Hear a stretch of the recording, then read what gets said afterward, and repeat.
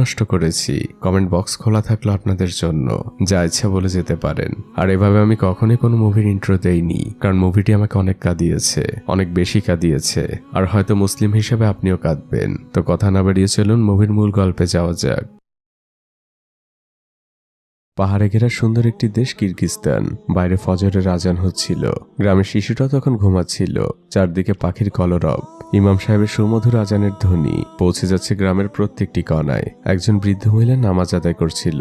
নামাজ শেষে সে দোয়া করছে, হে মহান আল্লাহ, আপনার দরবারে লাখো কোটি শুকরিয়া। আপনার কাছে শুধু একটাই ফরিয়াদ, আমার মৃত্যুর পর আমার ছেলেটাকে যেন কষ্ট পেতে না হয়, আমিন। আর এরপরেই মুভির নাম লেখা ওঠে, heaven is beneath mother's feet, অর্থাৎ মায়ের পায়ের নিচে সন্তানের বেহেস্ত। এই বৃদ্ধ মহিলাকে আমরা দাদি বলবো। তিনি এই মুভির অন্যতম প্রধান চরিত্র।